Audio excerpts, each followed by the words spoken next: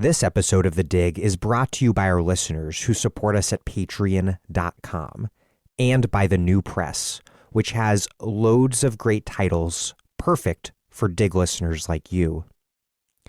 One that you might like is Empire of Resentment, Populism's Toxic Embrace of Nationalism by Lawrence Rosenthal. In Empire of Resentment, Lawrence Rosenthal examines the far right's ideological shift from the free market ethos of the Tea Party to Donald Trump's anti-immigrant America First nationalism. Rosenthal suggests that right-wing populism is a protean force whose prime mover is the resentment felt towards perceived cultural elites, and whose abiding feature is its ideological flexibility, which now takes the form of xenophobic nationalism. Rosenthal locates Trumpism in the illiberal international zeitgeist and warns anti-government and white nationalist sentiment will continue after Trump. The future of democratic politics in the United States and abroad depends on whether the left has the political capacity to mobilize with a progressive agenda of its own.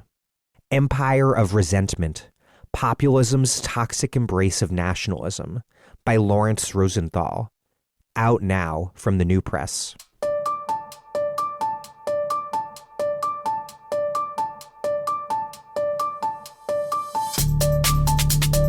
Welcome to The Dig, a podcast from Jacobin Magazine. My name is Daniel Denver, and I'm broadcasting from Providence, Rhode Island. There is no single or full explanation for the Bernie inauguration meme's success, but I'll take a shot. For many across the country, well beyond the left, the photograph of the bemittened socialist grandfather curmudgeon resonated so powerfully not only because the pose was funny and endearing, but because, of course, it was a photo of Bernie striking that pose. People like Bernie. Even conservatives I ran into canvassing in New Hampshire respected his integrity. Some people might have unconscious regret that they could not bring themselves to support him in the promise of his campaign. For others, perhaps he can now be safely adored in the abstract since he's not so concretely running for president. People perceive Bernie to be authentic and for real at a time when the system we live under seems so profoundly indifferent to everyday people's well-being. But for the left, I think, the Bernie meme sated something more specific. A nostalgia for the feeling of unity, the sense of purpose, the downright optimism that defined our politics up until the moment nearly 1 year ago that Biden took the nomination and the pandemic descended. Bernie's loss left a void on the U.S. left. It's the sort of void that my guest today, sociologist Paolo Gerbaudo, warns against in his book, The Digital Party, Political Organization and Online Democracy. The book is a remarkable examination of a new sort of politics and political party that has emerged, often but by no means exclusively on the left, in an era shaped by the internet and the neoliberal breakdown in organizational life. Digital parties, Gerbaudo writes, promise real democracy through radical disintermediation and direct participation. But what they often provide instead is a fraught dynamic between a small number of what Gerbaudo calls hyperleaders and a reactive and relatively powerless internet-dwelling superbase. The digital party is, quote, marked by an organizational polarization that strengthens the party's center and periphery at the expense of the intermediate bureaucratic element. Thereby, a charismatic hyperleader becomes allied with a digitally activated, yet mostly reactive superbase, leading to a situation in which centralized and personalized leadership at the top exists in a state of tension with mass participationism at the bottom. The digital party, quote, bears the promise of disintermediating politics, making it more similar to the immediacy, interactivity, and instantaneity of social experience in the digital era, while doing away with a number of middlemen, bureaucrats, consultants, spin doctors, suspected of being responsible for many of the ills of contemporary politics and the way it distorts the authentic will of the people. But quote, disintermediation always implies an act of re-intermediation. The ideological function of the discourse of disintermediation is obfuscating the reality of re-intermediation and the power relations that are involved in it. And so this illusion that we can live without leaders, ironically, it leads to a situation where we end up with many fewer leaders who are way more powerful and less accountable. Lost in the mix are the party cadre, a key intermediate layer of leadership that is necessary if an organization's top is to be democratically linked to its bottom. Our disorganization means that a hyper leader like Bernie, losing as Bernie did, can transform his supporters' euphoria into dysphoria. Right now, we just have too little in the way of routinized organizational life to absorb the blow of defeat and keep going. It's a situation that created an opening for a rogue hyperleader, YouTube comedian Jimmy Dore, to mobilize a disaffected super base and mount a destructive campaign against the left's most important leaders, using, revealingly, the same forms of social media and media spectacle that sustain our current leadership. It ended with people left more pessimistic and cynical than ever in the name of empowerment and accountability.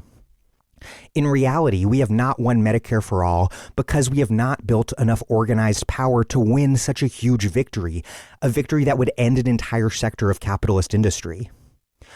But Dore's followers were led to believe that sellout leaders were the problem, alongside organizations and their so-called gatekeepers. Instead, they believed that mobilizing as an amorphous internet mass could fundamentally change things, awakening an American people whose suffering left them on the verge of mass action. All they needed, it was hoped, was their spark, if only.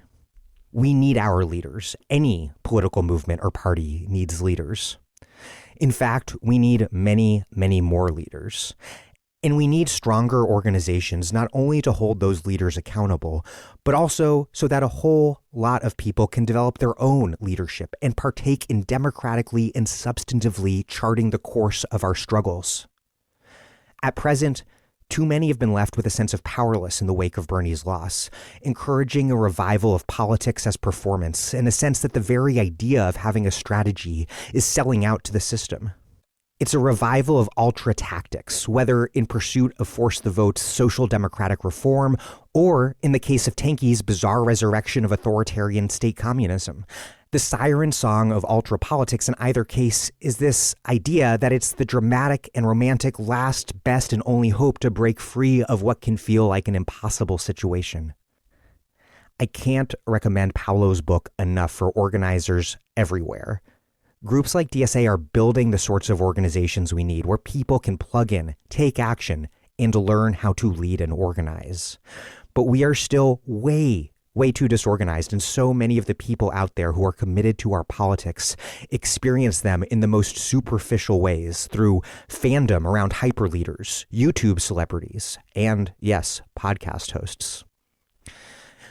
Before we get rolling, this podcast is free and available to all listeners because those of you listeners who can afford to support us do so at patreon.com/thedig. If you like this podcast and you can afford to support us and you appreciate that we give every episode away for free, regardless of your ability to contribute, because that is very, very important to us. We would not have it any other way. Please do make a monthly contribution now. If you contribute at least $10 a month, we will send you a left-wing book or books in the mail as a token of our gratitude. We are also finally getting mugs and tote bags. Mugs are already on their way. Tote bags, I'm still putting the final touches on. That is patreon.com/thedig. Also, check out the Dig Book Club. Discuss books discussed on this show with their authors on Zoom. Next up is Work Won't Love You Back: How Devotion to Our Jobs Keeps Us Exploited, Exhausted, and Alone by Sarah Jaffe.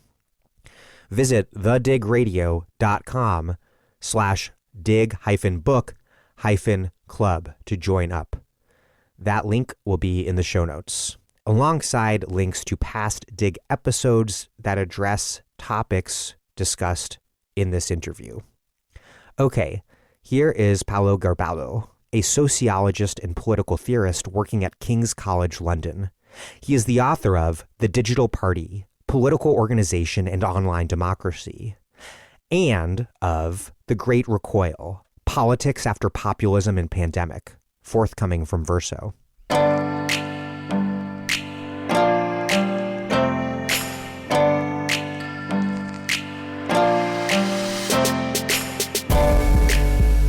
Paolo Gerbaudo, welcome to The Dig. Hello, Daniel. Let's start with a really basic question for my fellow Americans. What is a political party? What do we in the U.S. have instead? And what are the consequences for the U.S. having this exceptional and strange system? Perhaps we can start from German sociologist Max Weber's definition of the political party, which can be paraphrased as a voluntary organization whose aim is advancing the interest of its members and of its leaders and of a number of political goals within a larger organization, namely a state. So this definition by Max Weber, then there are many similar definitions that have been formulated in the course of history, I think provides a quite good understanding of what a political party is. So on the one hand, there is a voluntary element of association, namely nobody is forced to be part of a party, which is different instead from larger corporate bodies such as states, where you are a citizen, right, by birth, and you are, in a way, obliged to be a citizen. But then, throughout history, this party form has acquired very different shapes. We can think about the elite parties, we can think about the Jacobins, the Whigs, and then later on we can think about the mass parties that perhaps are still the kind of party most people thinking about when they are discussing political parties with mass membership and with thousands and tens of thousands of people working for these parties, to end with more recent parties, so-called professional electoral parties that have become prominent during the neoliberal age. In fact, there is also a very strong difference across the pond, across the Atlantic, between parties in the US and parties in Europe. In the US system, parties have historically been less structured, less organized. They have taken the form more of electoral committees, emerging, becoming visible at times of elections, during election campaigns, while not engaging in other tasks that parties elsewhere have usually performed, namely the task of social integration, of organizing society, of creating a political culture, which is instead the important integrative function that political parties have played elsewhere, and particularly in Western Europe. And part of that is you really can't be a member of a U.S. political party in the way that you can be a member of a normal, conventional political party. Yes, because in the U.S., in a way, parties are an extension of the state. When a citizen registers as a voter, is asked whether they want to register as Democrat or as Republicans or as independents. Therefore, it is, in a way, the contrary of the European party system, where in order to become a member, usually there was quite laborious process where you had to really go to the party, go to a party branch. In some cases, in more sectarian parties, also undergo an interview process to demonstrate that you really were in line with the principles of the party, commit to undertake political labor, pay your membership dues, which in certain circumstances were also quite significant. And if you were not doing that, you could be eliminated from the party roll at some point. Right? So these are two quite different understandings of what a political party is.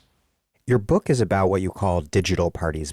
and it covers disparate sorts of parties and movements. The Five-Star Movement in Italy, Podemos in Spain, various pirate parties, France Insoumise, Momentum in the UK Labour Party, the pro-Corbyn movement in the UK Labour Party, the Bernie campaign here in the US, and there are a lot of different ideologies at play. The pirate parties are really narrowly digital, about kind of internet politics. Five-Star initially had this greenish sort of platform, but then more recently allied with the xenophobic far right.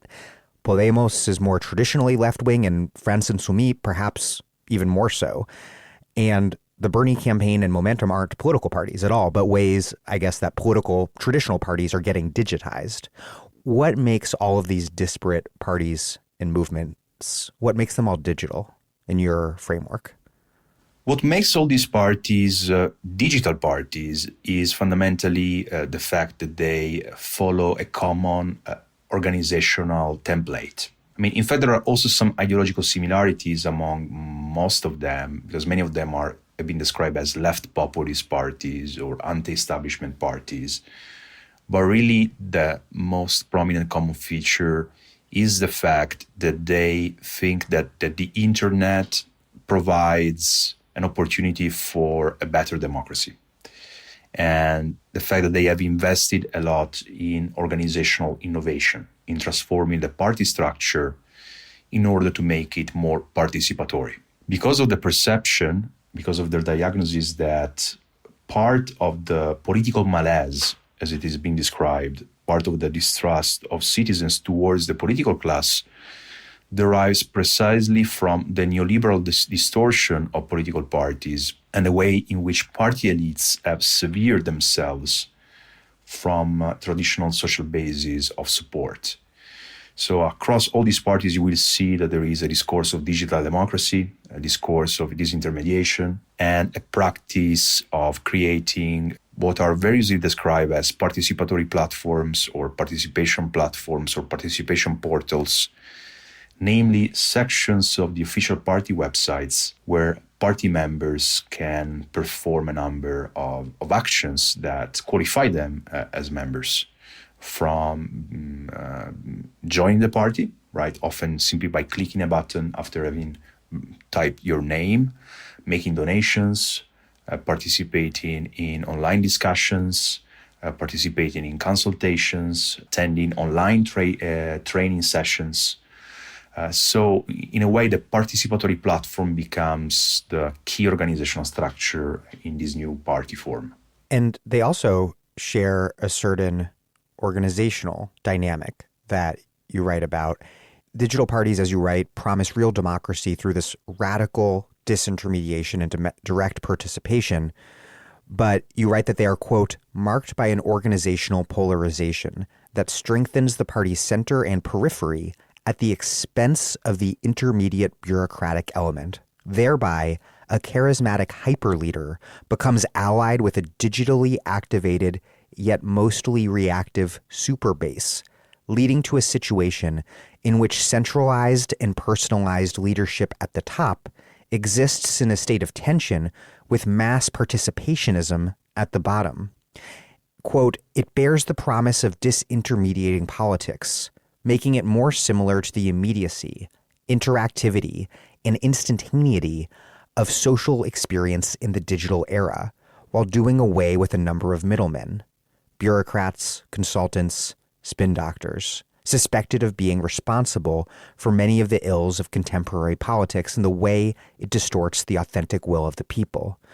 But some of those middlemen, you note, are party cadre, a key intermediate layer of leadership. And you write that, quote, disintermediation always implies an act of re-intermediation. The ideological function of the discourse of disintermediation is obfuscating this reality of re-intermediation and the power relations that are involved in it. We're going to get into each facet of this in a lot more detail, but for now, can you sketch out your argument of what sort of organizations and politics are created behind this utopian promise of unmediated popular power? Yes, I'd say that in a way, what I'm trying to do with the book is comparing and contrasting the promise and the reality of these parties. And when we look at the promise, it is a promise that really revolves around this idea of disintermediation.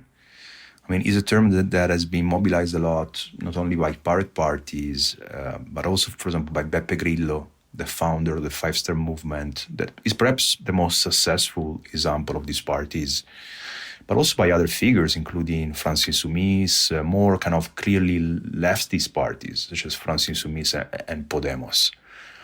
And what this idea of disintermediation reflects is this perception of a distance, right, between citizens and institutions, citizens and the sites of political decision-making. I think which is, in a way, a vision that is in line with the movements of 2011, right, with Occupy Wall Street, the Indignados, all these movements that were campaigning for a real democracy because they perceived that part of the reasons why things were going so badly with austerity, with cuts to public budgets, with mass poverty and so on and so forth after the 2008 financial crisis was down to the fact that people had been disempowered. Because people had no access to the levers of power. There was a sort of, there was a break in the linkage, in traditional linkage between representatives and represented. And obviously this intermediation is also a very common term in digital culture, right? I mean, all these apps we have these days on our phones, all these services, what they're promising us is to eliminate the middleman, allowing us direct access to anything, be it a hotel room or a home or a house, as in the case of Airbnb, or a cab, right, directly without having to dial a local cab company, or even the stock exchange, as we saw recently in these days with a GameStop, right, online trading wars, right? Now all these online trading apps allowing you, retail investors, as they are described, to directly buy stock. So on the one hand, there is really an explicit promise that what these parties are going to do is basically the same thing that Airbnb and Uber did with consumption. They are going to do the same with politics. I mean, this is literally what the current speaker of the House of Representatives in Italy told me. Actually, before becoming the leader of the House of Representatives, he is a member of the Five Star Movement. That's how he put it to me, how the Five Star Movement works. Yeah, the problem is that indeed, as you were saying, reading that quote from my book, this idea of disintermediation is a red herring, really, because this applies both to consumption, consumer apps, and to politics. When you disintermediate, it is not only a process of destruction of existing forms of mediation. Disintermediation always carries the construction of new forms of mediation and intermediation in place of the old ones that have been destroyed. Something that's obscured by the myth of the possibility of total disintermediation. Completely. In a way, like the ideology in some of these parties more markedly, but more generally across all of them, is an ideology of leaderlessness. And that's how there are some continuities with Occupy as well, right? I mean, for example, Gianroberto Casaleggio, the guru, the digital guru of the Five Star Movement, a person who was involved in IT. He has this eponymous IT firm called Casaleggio Associati, which still curates the communication of the Five Star Movement. He was a fan of Occupy Wall Street and actually of David Graeber, for example. And he had this idea really that leaderlessness was the aim, was the goal. So at the outset with the Five Star Movement, the idea was to develop an organizational system that would do away with all forms of leadership and hierarchy, allowing the platform, the digital assembly of all registered members to make decisions directly, right? With the representatives turning into sort of avatars of the collective will of the members. But it didn't really work out this way. Let's turn to some history. You write about how the digital party has taken off amid this crisis in the technocratic, spin-doctored party of the post-Cold War neoliberal era, the so-called television party, which had in its time displaced the mass party of the industrial era. You write, quote, political parties are anchored in deep-seated social cleavages that correspond to exceptional revolutionary turns of the modern era. And it was neoliberalized parties, television parties, you write, that dislodged themselves from their class bases, that hollowed out party cadre and also the party base, and that replaced cadre with consultants to spin their politics to this abstracted and passive mass audience sitting in their recliners at home. And so digital parties follow television parties in attacking the middlemen, the cadre, the bureaucrats. But at the same time, they try to recreate the mass party's mass base, even if in a much more superficial form. How have modes of production on the one hand and communication and technology on the other hand, how have they shaped the social formations that have made political parties what they've been over time, leading us to where we are today with the rise of the digital party? Yes, I mean, I take my initial inspiration to develop this question from Marco Revelli, a very influential Italian Marxist author, who, in a book on political parties, draws an analogy between mode of production and mode of organization, precisely. What he says is that the mass party was styled after the Fordist factory, with its gigantic structure, with its system of vertical integration, with the presence of very, very clear hierarchy, right, and a very clear stratification of functions, right, from the top to the bottom. And he also argues that in the neoliberal era, the transformation of the capitalist system was reflected in the transformation of political parties from mass parties into television parties. Therefore, at a point in time when services become the kind of key area of capitalist value production, when communication, marketing, advertising become central to capitalism, they also become central to political parties. And the case of Silvio Berlusconi in Italy is a perfect example to illustrate this, right? I mean, as Guy Debord said, Italy is the laboratory of reaction from the Counter-Reformation onwards. And really, when it comes to politics, it really, this dictum, I think, is really valid. So what Berlusconi did was turning his media empire into a political empire, where he basically was using the pollsters, the graphic designers, the creatives, the advertisers that he already had anyway, and use them not anymore just for commercial purposes, but also for political purposes. So in a way, we can look at the digital party as as a new chapter, right, in this parallel development of the economy and politics, namely all these innovations coming from Silicon Valley, from the world of startups, from the philosophy of lean management or agile management, as it is described, are now being translated into the political field. On some level, it's surprising. It's been surprising to people that there are new parties at all, because there'd been this widespread presumption that political parties were on their way to irrelevancy with information society, the post-industrial neoliberal breakdown in conventional class identity and community, the decline of the nation state, the purported decline of the nation state. But the party's death, it turns out, was very much prematurely announced. You write about how the past decade plus of economic and political conditions created this crisis of legitimacy for the established political parties, but that then helped spur the emergence of the digital party. What accounts for, in this context of economic crisis, both acute and then more systematic and permanent, what accounts for the digital party's particular appeal to people you call, quote, connected outsiders, people who are caught in a condition of dissonance between their cultural and socioeconomic conditions, young, educated, very online, but economically insecure and feeling shut out by the political system, people who are, quote, at the same time the digital revolution's most enthusiastic advocates and its most vocal discontents.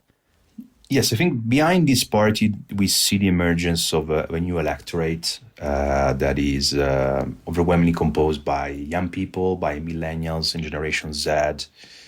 And many of these people originate from the middle class, the lower tiers of the middle class, in a sense of people who have had educational opportunities, who don't see those educational opportunities actually translated into employment opportunities. In France, for example, the electorate of La France Insoumise of Jean-Luc Mélenchon was described as made of diplômés déclassés, right? So graduates without a future, as Paul Mason put it in reference to the composition of the 2011 protest movements. And I think this is a very growing phenomenon that is very important. This doesn't mean that this is the only section of the electorate this party represents. This party also represents working class voters, in particular from the service working class, the service precariat, so-called. This is particularly the case with the five-star movement. But I think that this middle class, this decline in middle class component is very important also because it tends to be the social section from which activists are overwhelmingly recruited. And many of these people live in a situation, in a great contradiction, right? In a sense that they are basically the most educated generation in history, a generation that can speak often many languages, that had a lot of travel opportunities and opportunities for intellectual self-development. But then they see that they face an economic system that at the same time has devalued their labor, has devalued their contribution, and therefore, in that sense, they are outsiders. Right? And I think that this frustration is really one of the key motivations that motivates these people to partake in political activity. Your book, as you mentioned, it primarily focuses on left or sometimes sort of liberal parties, though Five Star is a telling wild card that we'll get into more. But are there also digital parties of the right? Did Trump bring a sort of digital politics to the Republican Party? Do you identify a sort of digital party type politics at work in, say, QAnon or the various web-based far-right Trumpists who descended on the U.S. Capitol recently, or for that matter, in this more inchoate anti-system politics that's performatively often post-political, but in fact, in practice, very far-right, that has emerged under the pandemic, the diagonalist politics that Quinn Slobodian and William Callison recently wrote about in a really excellent Boston Review essay. Groups of, quote, angry freelancers and the self-employed, amplified by entrepreneurs of speculative and totalizing prophecies, who, quote, share a conviction that all power is conspiracy. Are these nascent digital parties of the right or something else? Yes, I think they could be broadly described as following the principles of the digital party. I mean, when I wrote the book, the kind of cases that I had in mind were more parties that were in a way renewing the idea of membership-based organization, namely of organizations where you can be a member and where members are given new, once again, forms of control over the direction of their organization. But similar dynamics apply also to non-members organization, to more fluid and evanescent, partly online crowds. I think that the idea of crowd is really making a comeback, and it is making a comeback because it is reflecting some of the dynamics we see there. And in particular, this element of this dualism that you were referring to before, the dualism between hyperleader and superbase, is really evident there. So what this dualism means is that we see, on the one hand, some degree of greater empowerment for the base of users, namely users/members, say political supporters can do things that in the past were more difficult to do. They can reply to messages, they can participate in consultations, they can share things, they can personalize their political participation more. But contrarily to the predictions of disintermediation prophets, this doesn't lead to leaderlessness. Rather, it leads to a situation in which you have charismatic leadership figures emerging at the lead of these, leading these crowds. And I think the case of Trump and Trumpistas is really an excellent case of that, right? It is based on a disintermediated connection between the leader and his supporters who love the leader, right? One of the most striking things in the rallies, in the last rallies of Donald Trump, were people chanting, "We love you, we love you," with Trump obviously using the chance to say, "Look, these people love me," right? Which was not something that we were used to see in politics for a long time, right? It resembles more a social movement or a charismatic movement, with some millenarian elements. I think that the thesis is right, which see the current political scenario as a sort of ultimate battle between good and evil, and pursues a sort of hero worship, sort of cult of personality of the leader as the only figure that will deliver us from this sorry situation. The Pirate Party was the first digital party, but also the most narrowly consumed by digital politics, which makes sense given that the first Pirate Party was founded in Sweden in 2006 after courts shut down the popular file-sharing site Pirate Bay. And revealingly, pirate parties have not aged so well. If I read the most current figures right, 3 out of only 4 current pirate members of the European Parliament are from the Czech Republic. What accounts for pirate parties' narrow emphasis on digital liberty, when, by contrast, all these other parties you studied tend to also have a major emphasis on economic populism? Is it just the result of pirate parties having been founded prior to the 2008 economic crisis, and then the more standard digital party emerges after that with a different suite or a more expansive suite of policies? I think it has to do with the history of the internet and how it has developed so rapidly in recent years. And this development has led to a shift from an elite phenomenon to a mass phenomenon, right? And that is reflected in the genesis of these parties and the different issues they have mobilized. Let's just consider 2 figures. Worldwide in the year 2000, only 10% of the world population was online.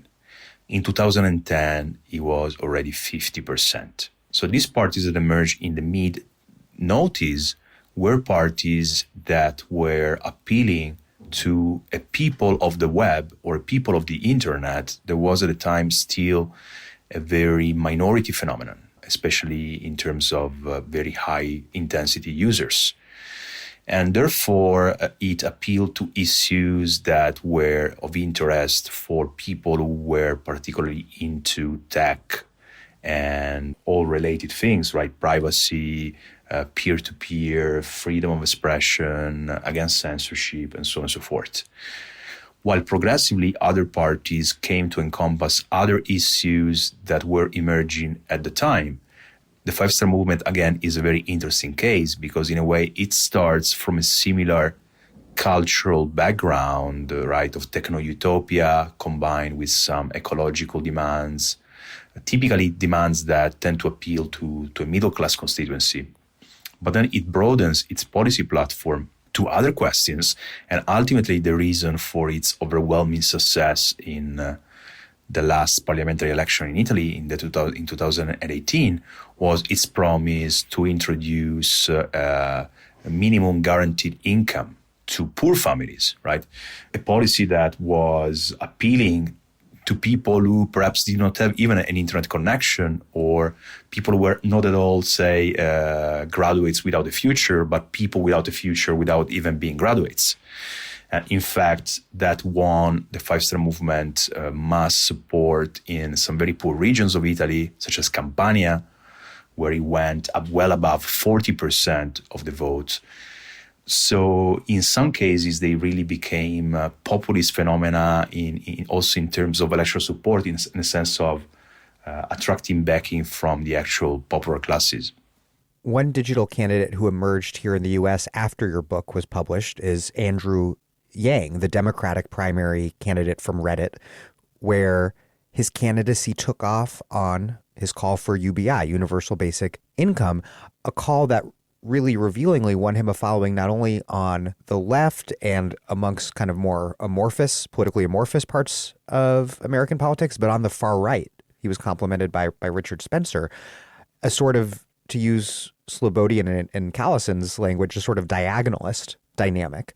Why has UBI as a specific form of social protection, in contrast to the other forms of social protection that could be demanded, been one staple of digital parties' response to economic crisis and inequality since 2008? And then how does today's Yang or five-star UBI, politics that of course have also changed dramatically since the pandemic's onset, but how does that compare to the idea of UBI that was put forward by autonomist Marxists in the 1970s? Because they seem different somehow. Yes, I'd say that it's very interesting how UBI has become a flagship policy for many of these groups. I mean, that's how the Five-Star Movement also marketed its own policy, but actually is a rather different thing, since it is a kind of conditional and means-tested policy that is not, as in the case of UBI, it would be basically the entire population, right, that receives this paycheck from the state, while in the case of reddito di cittadinanza, namely citizens' income, which is the Five-Star Movement policy, that is only targeted on poor families. At the moment, around 1.5 million families in Italy receive, out of 35 million families are receiving this transfer from the state. And it's interesting indeed that, as you say, also Andrew Yang became really popular because of that policy. That was how he became viral, right? I mean, everyone was creating memes about him. Also the 4chan crowd, right? Yeah, and extremely popular, particularly amongst people who are extremely online. And yeah, like you just mentioned, 4chan. Exactly. So the 4chan people, the very people that produced the Pepe the Frog memes, some of them say were enthused by Andrew Yang. And I've said that there are a lot of debates about whether UBI is a policy that is actually good or bad. I mean, some people, for example, say that Milton Friedman proposed similar policies through his idea of negative taxation. But I'd say probably the reason why it has become so popular is that it is seen as more realistic than, for example, a job guarantee, right? Which instead is the policy that is being promoted by other people, such as people close to the modern monetary theory circles. And in a way, it provides a sort of apparently easy solution to the current situation of lack of employment by basically saying we will guarantee you some transfers so that you're able to deal with your immediate necessities. Autonomist Marxists were seeing UBI as a means to overcome capitalist relations of production and rewarding people for the social value that was produced in society outside of the workplace, right? Namely, in the context of a society, of a knowledge society, in which much of what we produce in our work activity derives from resources, including symbolic resources, which lie outside of the workplace. I mean, language, creativity, or the fact of being in a lively neighborhood. Or wages for housework. Yes, exactly. Housework, which was also an issue that was really important also for autonomist Marxists. I think they were quite prescient in many of these things, in seeing care work as an increasingly, and social reproduction as an increasingly important issue. I think the debate there, as also Aaron Benanav raises, is the risk is that UBI is just going to be used basically to pacify social conflicts rather than really addressing the main problems at stake in contemporary capitalism, which have to do with underinvestment, which have to do with the fact that no further growth or improvement is possible under the present regime of accumulation. Where do anti-corruption politics fit into all of this? Before Five Star's founding, Beppe Grillo, who became its figurehead, the party's figurehead, he in 2007 launched Vaffanculo Day, which literally means fuck off day, targeting criminality, very much actually existing criminality, amongst members of the Italian parliament. But what are the politics of anti-corruption? Obviously, corruption is bad, but what does it mean for anti-corruption to be so central to a party or movement's ideology? Yes, I think corruption is a huge question in many of these parties, particularly the Five Star Movement that coined this term, the caste, right, from the Indian caste system, right, to describe the political overclass, as Michael Lind calls it, the overclass of powerful politicians, technocrats, and so on and so forth. And interestingly, then this term was also borrowed by Podemos in Spain. The reason why corruption and white-collar crime has become so prominent is that because there is a perception that to some extent is well-motivated, that some of the reasons for the problems citizens are currently experiencing derive from this alliance, from this complicity between the business class and the political class, politicians that are in cahoots with entrepreneurs and often are receiving a lot of money from entrepreneurs in the form of donations that may be legal or illegal. I mean, we have also seen recently what has happened, for example, with Tony Blair and all these phenomenon of politicians for hire.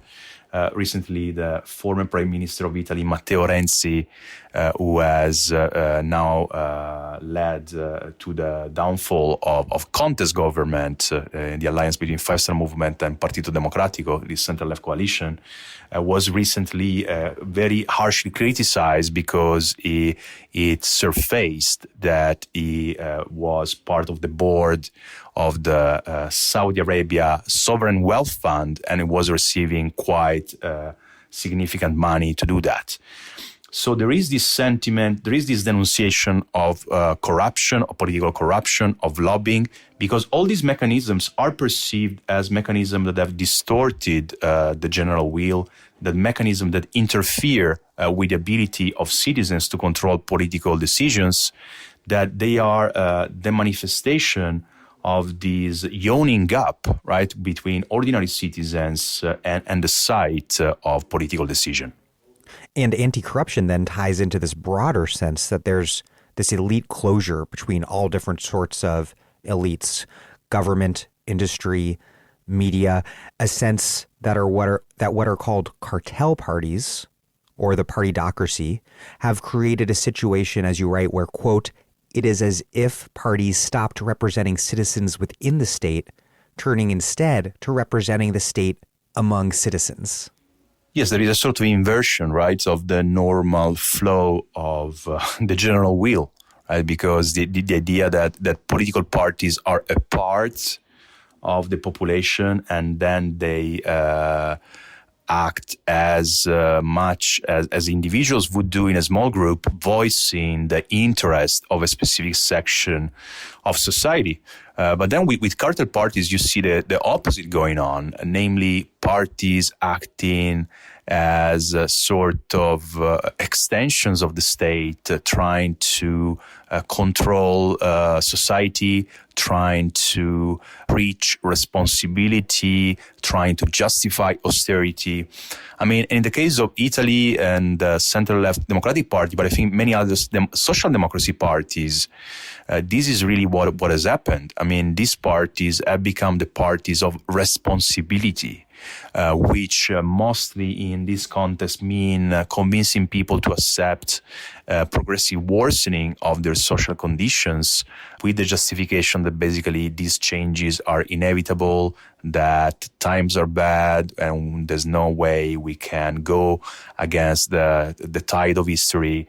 It's interesting in this sense how the discourse of reform and reformism has changed, right? I mean, back in the days, reform of revolution was one of the two options of the socialist movement. And therefore was the idea, for example, of Fabians, a sort of slow and progressive improvement of the conditions of the working class and the popular classes. While now when these people are talking about reforms, they thinking more about structural reforms, IMF style. Yeah, reforms now mean things getting worse, not things getting better slowly. Yes, it's incredible how this semantic slide has taken place. Right, and it has been accepted almost without much criticism or reproach, partly because it's actually the same people who are saying the same things that now mean different things, if you see what I mean. In a sense, these are the heirs to social democracy, the heirs to the Fabians, to the incrementalism of progressive social reforms, who are now preaching counter reforms, really. To do away with those gains made by the popular classes during the golden age of social democracy. You write about how the emphasis on process and procedure over ideology and program can have seriously pernicious consequences for ideology and program. Quote, "What keeps the party together is not anymore the adherence to and pursuit of a given set of policies that are seen to embody the party's objectives in accordance with its ideology, but rather the ethos of open participation and the members' experience of common involvement in decision-making and campaign efforts," something you call participationism. You continue, quote, "These parties belie the dangerous illusion that politics can be resolved simply through a change in process and restructuring of internal organization rather than through a systematic overhaul of social structures and political institutions." And this, you argue, I think most importantly, or most powerfully, is what facilitated Five Star's wild swing from left to right wing. And your book opens with that, with a scene, setting the scene with the Five Star movement in May 2018, celebrating a low turnout referendum that overwhelmingly backed their governing pact with Matteo Salvini's fanatically racist anti-immigrant right-wing Lega Party. I think what we are witnessing there in this participationism, that's how I describe the general ideology of this party, namely an ideology of participation as the ultimate good, is an element of proceduralism. I mean, proceduralism as a belief in process and in procedure as what is going to guarantee fundamentally the validity of the political force. I mean, in a way, proceduralism was, again, at the heart of Occupy Wall Street and similar protest movements, had a very loose identity, right? We are the 99%. We stand for the people, but whose key element of identification relied in the idea of we are democratic. We have a democratic process. We have consensus-based decision-making. Ultimately, what qualifies us and what justifies our action, what legitimizes our action, is the fact that we follow democratic and open rules.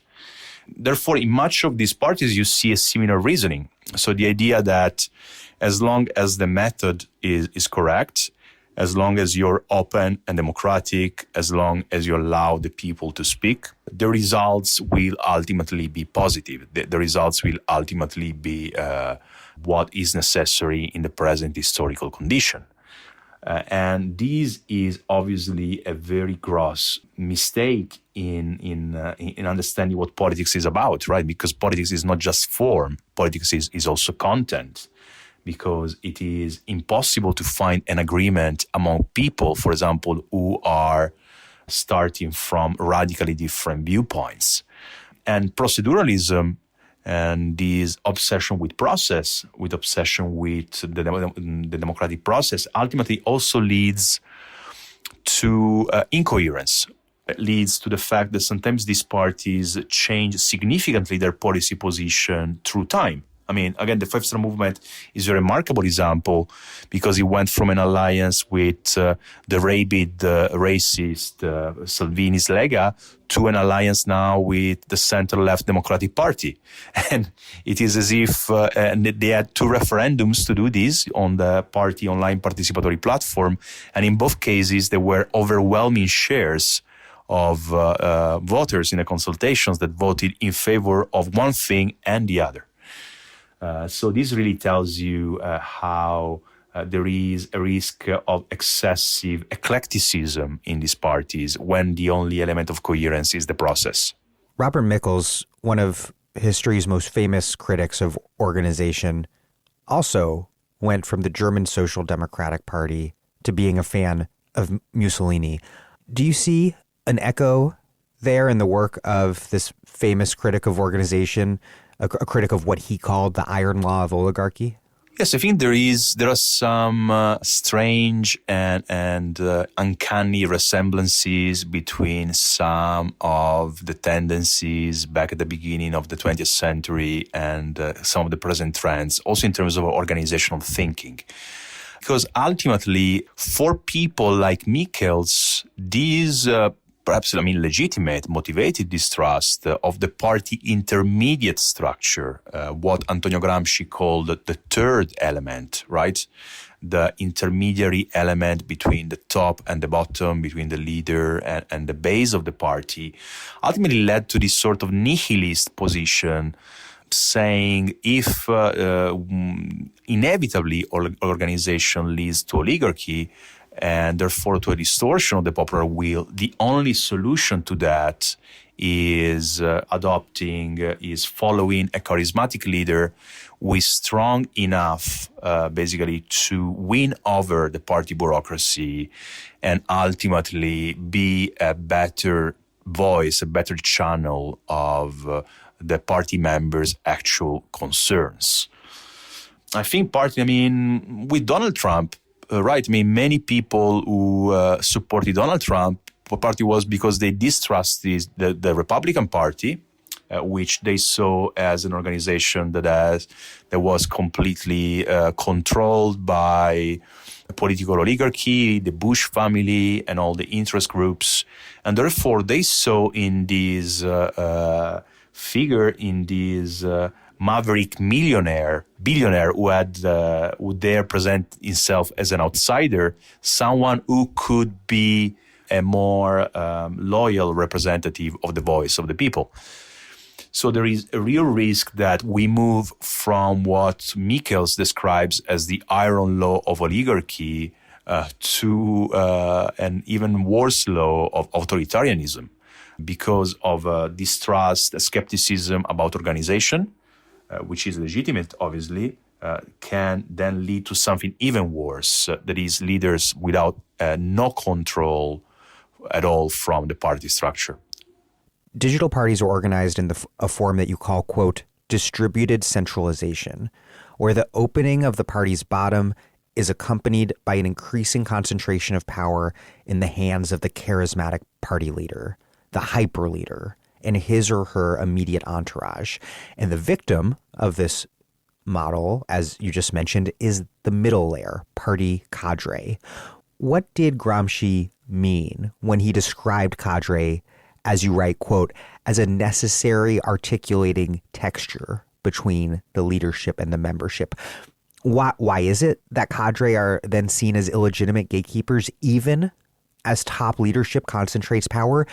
And then lastly, what is lost when this intermediate layer of leadership disappears or withers? Yes, in Gramsci develops a very interesting discussion of political party in the famous section on the modern prince, where he proposes a threefold structure for political parties. Interestingly, he says that the most important part of a party, before supporters even, is the leadership, the generals of the party. Interestingly, he says that it is easier to create an army than to form generals. This is quite counterintuitive, but it really shows how important for Gramsci the element of political leadership was. Then the second element, obviously, is the base of the party. That is the section of society, is the social class that the leadership group wants to mobilize. And finally, there is this intermediate element, which is basically the functionaries, the people who are directly employed by the party or the local representatives of the party, and the various physical structures, right? The party also utilize the various offices, the printing presses, the gathering points. I mean, in the case of the SPD, the famous German Social Democratic Party that became a model for many mass parties, they even had Parteikneipen, namely party taverns, that were owned by the party and that played a very important function not only as socialization hotspots, but also as places where people could have political debate lubricated by abundant beer. And for Gramsci, this intermediate structure was fundamental to allow the party to set roots in society, to become an organization that capillary reach and that could play an integrative function, right? That could not only represent society, but actually organize society. Though this is precisely the element of the party that these digital parties are most skeptical of. Yeah, the web platform being central and the cadre being weakened or eliminated is part of digital parties being nowhere, and so hypothetically, or at least ostensibly, everywhere. You write, quote, "The digital party seems to be pervaded by something akin to terror loci, the fear of place, or better, the fear of being identified with a specific place. Offices, branches, clubs, all those places which gave parties a concrete presence in geographic space are mostly absent." What accounts for this allergy to rootedness that you started to touch on with your assessment of the declining role of cadre? And what's lost when you don't have geographic division of an organization and instead just an abstract mass of people? What's important about what you call the principle of place? Digital parties have this suspicion for officiality, right? For the institutional element of politics, and officiality it derives from the office, right? From the actual physical place where bureaucratic organizations have their space of operation. Indeed, as we know, bureaucracy derives from the French word for office. Again, the Five Star Movement provides an interesting illustration of this. In this interview I had with the current speaker of the Italian House of Deputies of the Five Star Movement, he was describing me the early stage of the Five Star Movement, where they were having these assemblies in different places in Naples, because he is from Naples, and every time they were trying to change location. And something that they would never entertain was the idea of actually renting or purchasing a place, which they could have afforded because at that point they had sufficient scale to do that and many people eager to donate, because they thought that having a physical locale, a physical office to gather would have then led to a bureaucratization of the movement. And this is exemplified also by other parties, Podemos, which in the book, as I described, its official headquarters are really, really modest. There is no visible element of the presence of Podemos there. And even La République en Marche of Emmanuel Macron, which I don't discuss in the book, but as some people noted to me, could be described also as a digital party. Having spoken with a person like a center populist digital party or something. Exactly, yes. Centrist, yeah, center populist. There is incredibly such a thing as a center populist, right? I mean, we often, we have long debated about the possibility of left populism, and we know all too well about right-wing populism. But what some people often overlook is the fact that there is also such a thing as centrist populism, often animated by a sort of middle-class radicalism combined with anti-elitism and suspicion of the elites. I mean, what I was saying is that even La Repubblica March, that definitely shouldn't have problems with monetary problems, right? Problems harnessing huge donations, as a quite modest office, a central office in central Paris. Because of this desire to disassociate oneself from the old imaginary of the party as a structure that controls a number of people, this perception ultimately of inauthenticity, right? This perception that if there is an organization, it means that something bad will be going on. It's a Michelsian really suspicion that I saw represented in many contexts. I remember in 2011 doing an interview with an activist of Occupy Wall Street in Zuccotti Park. And the way she put it to me was that she didn't trust anything bigger than a person, right? Regardless of whether it was a company or a corporation, anything larger than a person was to be distrusted, which in a way is reminiscent of this kind of small producer populism, this kind of Jeffersonian small producer populism, this kind of quite individualistic distrust of bigness, of anything big, regardless of whether it is a multinational, a party, or a state.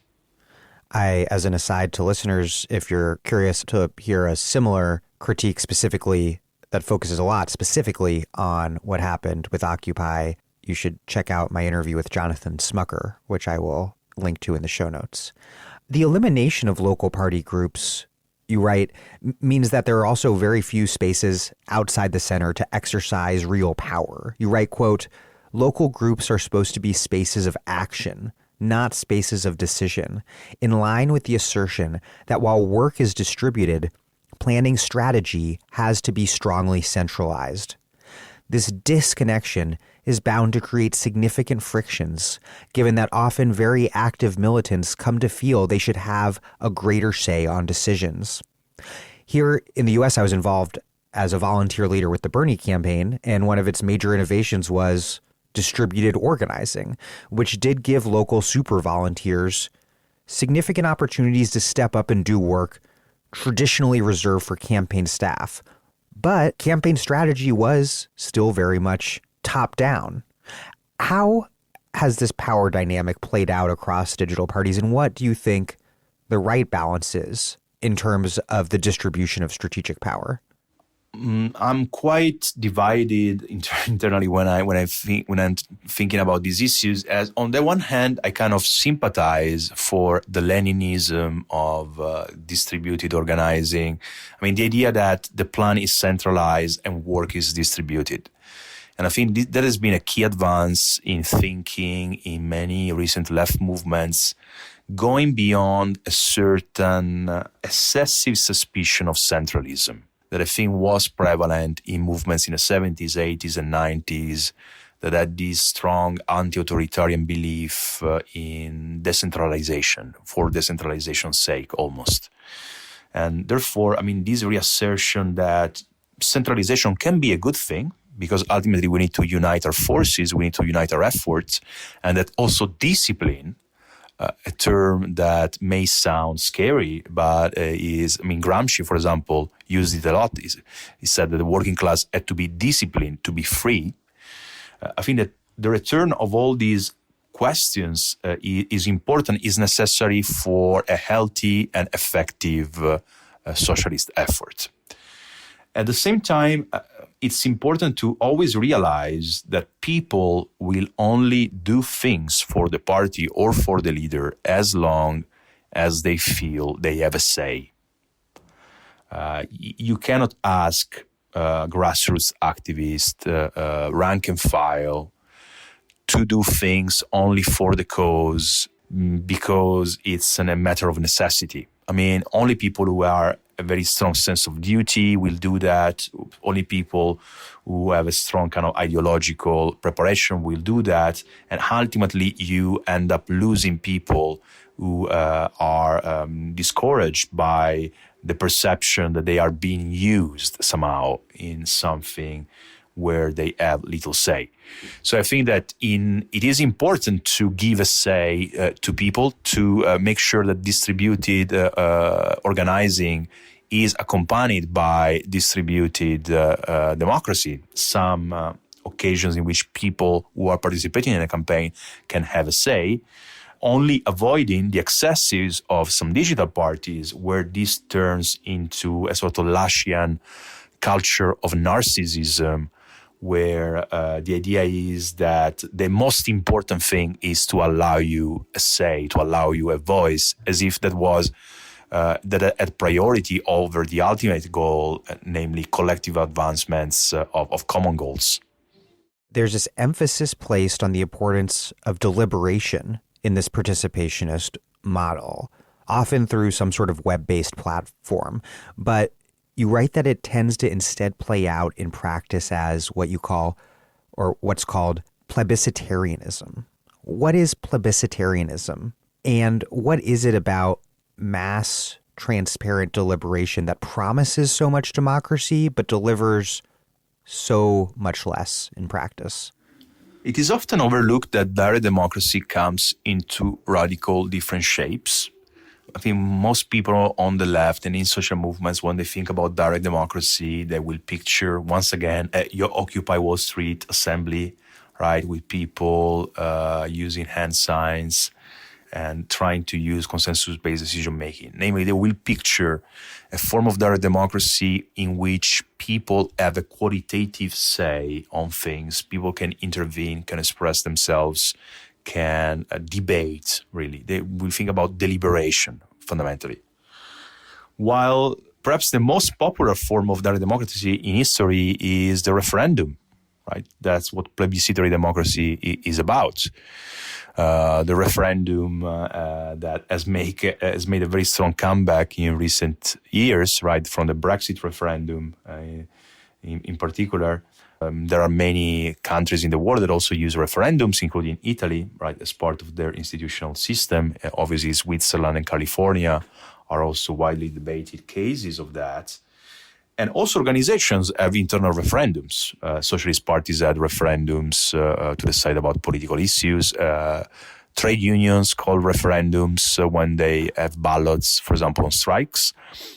And there was a very interesting debate within the socialist movement about referendums, with Bernstein, right, writing about that. A problem with referendums is the fact that they give this illusion of transparency and clarity, this illusion of simplicity, right? It is a Manichaean yes or no decision. While in fact, as Michels and others, and Bernstein as well, have argued, this apparently simple decision hides great complexity and can often be used by the leadership to manipulate the base of supporters. You write, quote, "The platform is never neutral. If we go beyond the illusion of the neutrality of the platform, which is a key ideological component of the digital party, it is necessary to scrutinize these key biases."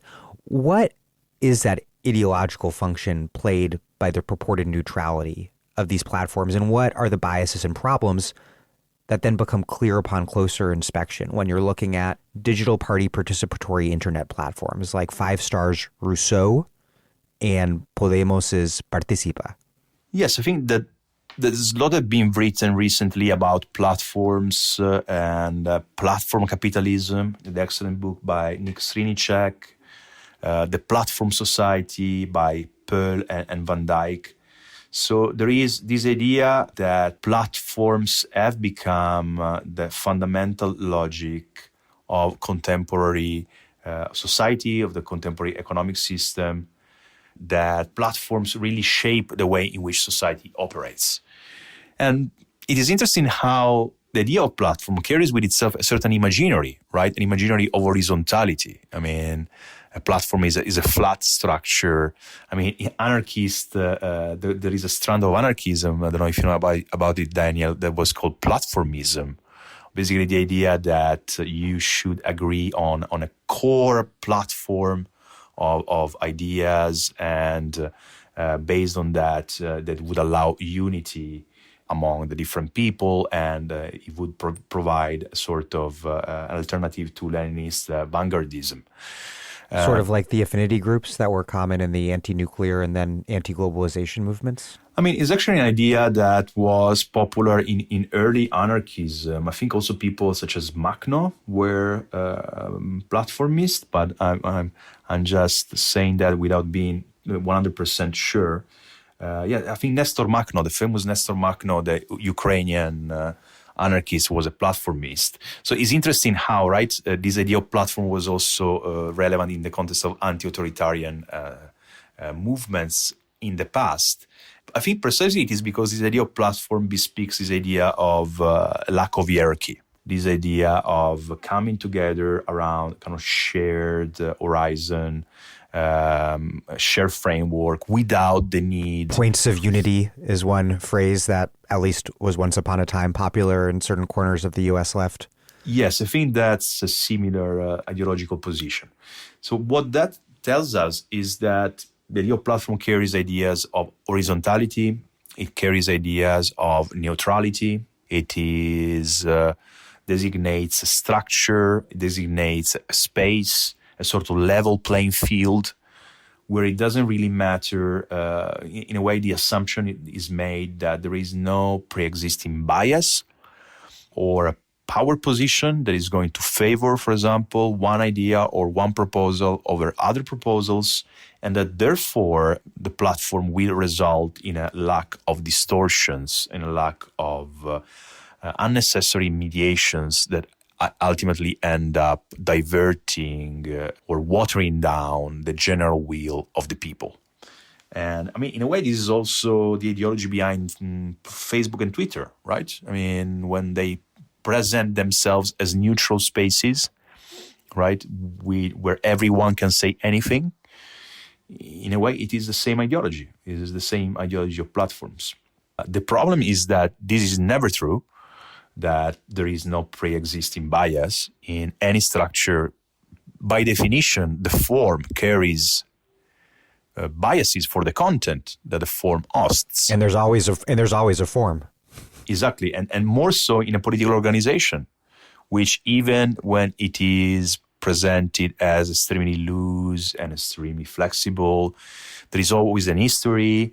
There is always a specificity in the kind of people that promoted it, right? It always speaks to a certain section of society. So in a way, my problem is with this refusal of some of these parties to commit to representing a certain section of society, right? Ultimately, to realize that even if they don't want to be involved in the act of representation, they are unwittingly a form of representation. And actually, that's the most important thing they've done. They have given... That they represent a part of society because they're a party. Exactly, completely. I mean, that's the basic meaning of a political party, is being a part, right? Is being a part of a larger whole. And that's what allows party actually to contribute something to society. And they also represent clearly social classes, right? Going back to a question you made before, right? So for a long time now, people have thought that classes don't matter anymore. But you look at the social composition of the Five-Star Movement, and it represents a social bloc made of middle-class disgruntled, connected outsiders on the one hand, and on the other hand, by precarious workers who are at the very baseline, basically, of Italian society in terms of wages, in terms of job security, and so on and so forth. There's an incredible denial on the U.S. left amongst PMC leftists of the core role of the PMC in the U.S. left today. I think that dealing with, actually that is what a part of my forthcoming book has to do with the new social blocks. There is a chapter on the new social blocks in contemporary politics. And it deals precisely with this question, a question of contemporary class structure and the question of contemporary class alignments. And what you see in contemporary society is that fundamentally Western societies are divided into two sections, a working class section and a middle class section, which in turn are internally divided, right? The working class is divided between the old working class of manufacturing workers and the new working class of service workers. The middle class is divided between the old middle class of entrepreneurs, business owners. I'd also put managers there. I don't think that. I think the professionals and managers are actually most often fighting against one another. And on the other hand, the new middle class made of cultural professionals, also called sociocultural professionals, skilled workers in the public sector, for example, right? Doctors, designers, journalists, researchers. And I think that there should be no sense of shame in being middle class, and there should be no pretentious identification with the working class when one is not working class. I think somewhere in the US there was precisely a debate about this, right? That these days people prefer being viewed as underprivileged rather than privileged. And in a way it is a reversal of what was happening in the neoliberal era, when one was trying to bolster up one's own kind of social prestige, while now it is attached to a sense of shame, right? Which is quite interesting. And I think, if you adopt these four-part division of social classes, you can see that they quite neatly correspond to left versus right alliances, right? The left allies service workers, which in this day and age, they are the most subaltern class fraction of all. With like gig workers, for gig example. workers, cleaners, fast food, exactly, chain workers. All these figures that have been growing and growing in recent years, while often the right has more appeal as a majority support among the so-called old working class, especially manufacturing, that in recent years has moved more to more peripheral areas as part of a sort of internal delocalization process going on in many countries in parallel with actual offshoring. There's been this farm shoring, right? That has gone in parallel with actual offshoring. And in turn, the middle class is divided between professionals, people who basically are qualified to do a job, but they don't have managerial positions, they don't have actually economic power, and the people who instead, in Pierre Bourdieu's term, are the dominant class, vis-a-vis the more intellectual or social section of the middle class, which is the dominated class. Indeed, many people who qualify as middle class because of their education and because of their kind of white-collar job, they have a strong sense of frustration because while they live perhaps relatively comfortable lives, though also this is becoming increasingly not something taken for granted, they have little control over decisions about work, for example, right? Responsibilities, tasks, timetable, and so on and so forth. Yeah, and a college-educated gig worker, say, might make less money than a high school-only educated but unionized manufacturing worker. Completely. And I think it's one really needs to understand the reason why certain sections, at least of manufacturing workers, are voting for the right, and not reduce it to cultural reasons, as this narrative of all blue-collar workers are social conservatives, right, wants to make us believe. It has to do with a number of circumstances, with the fact that for many manufacturing workers, in a way, the priority is defending rights that have already been established vis-a-vis the perception of people who are lower in condition, who are threatening that status, is a sort of status anxiety kind of position, vis-a-vis service workers that, by the way, are more concentrated in cities, because cities is where consumption happens, right? And these are people who are facilitating consumption of the middle class, whose material interests are quite diverse. Are quite different from the one of manufacturing workers. These are people who are basically fighting for the basic rights that the working class at some point took for granted and are not taken for granted anymore for those people, right? These are people who have no job security, who are lowly unionized, who can be fired at will, and for whom the prospect of unemployment is a far greater threat compared to manufacturing workers precisely because of their precarious position. I'm Naomi Klein. You're listening to The Dig, as well you should be, and you can support them on patreon.com. The Dig is produced in conjunction with Jacobin magazine. These are tough times for publishing, but Jacobin is sticking at it, publishing over 200 original essays every month online and producing the best socialist print magazine in the English language.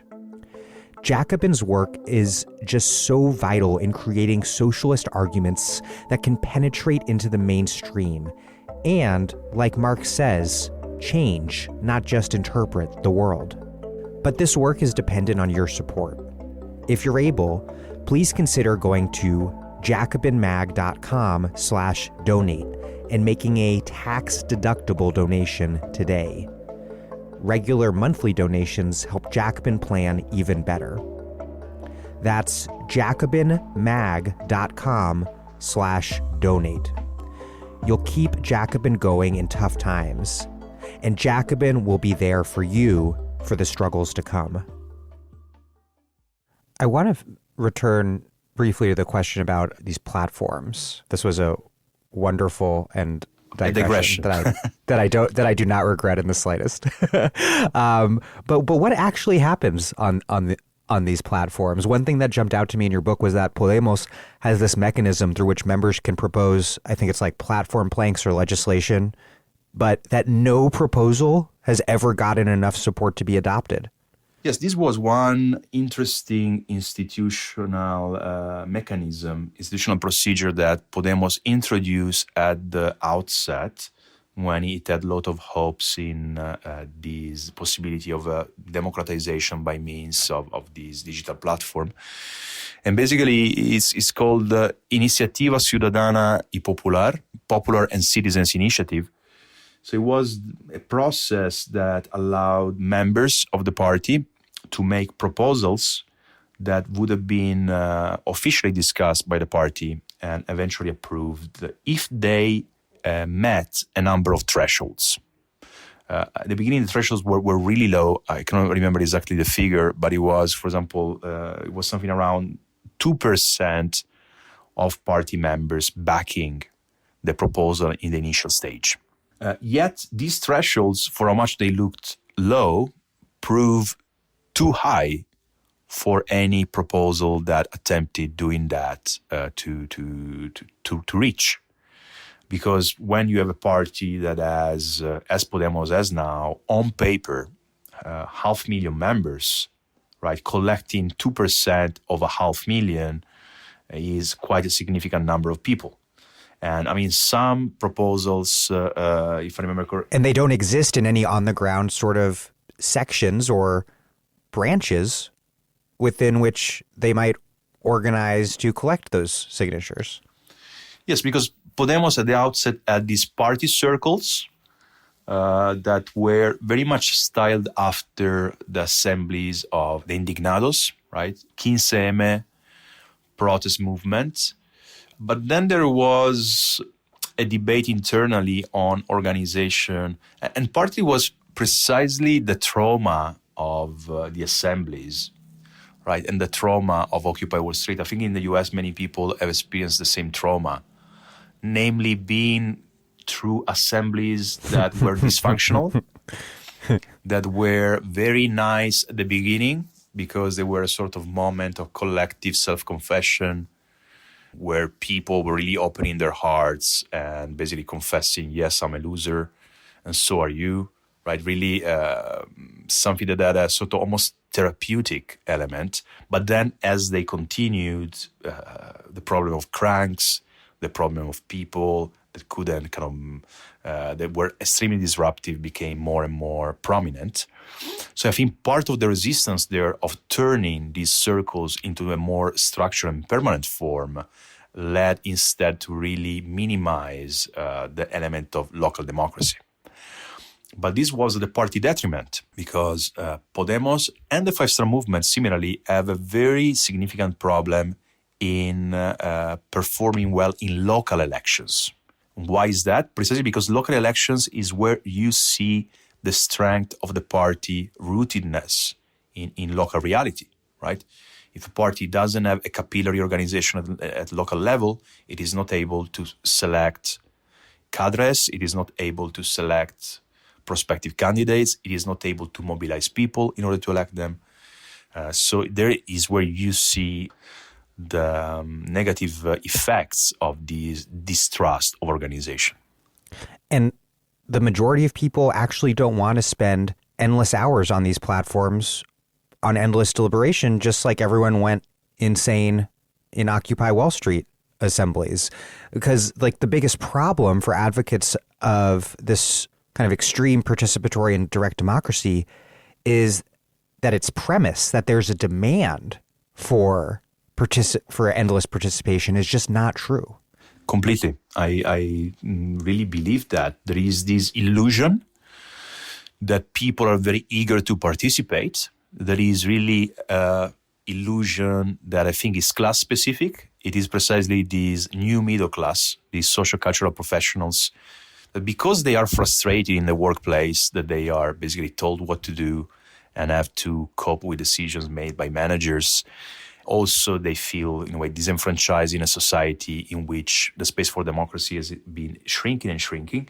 And they believe that somehow this wish of theirs is something common in society, while it is not. I mean, it is not because normal people, say the average US citizen or the average European citizen, if she has a free weekend, the ideal thing to do is holidays, right? Is not participating in a weekend-long assembly, debating very obscure points or motions.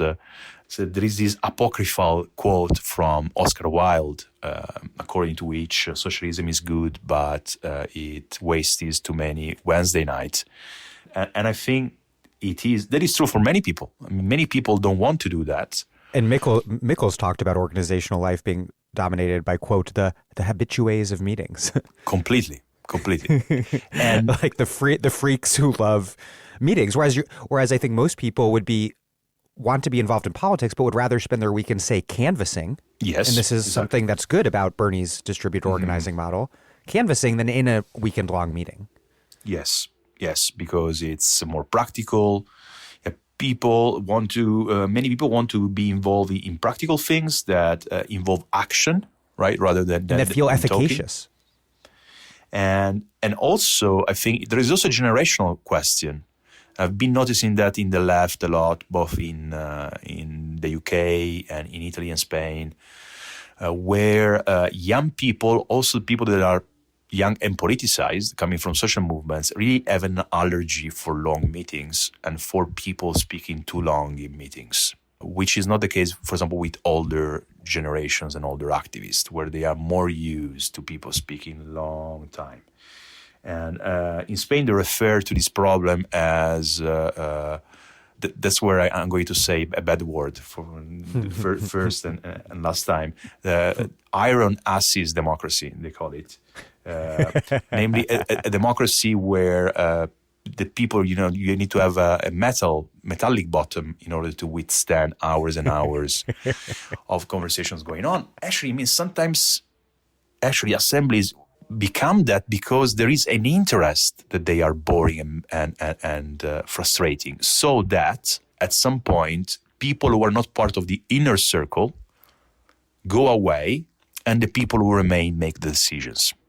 For example, in the Labour Party, there was a lot of debate when there was this surge in members, right, with Jeremy Corbyn, and was a spectacular surge in members. I mean, it went from 180,000 in 2007 when Blair left to 3 times that figure in 2017, 2018.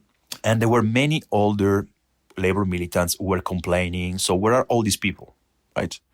I mean, okay, CLP's local Labour Party committee meetings were far more crowded than they had been in the past, but then not as much as one would have expected in many circumstances.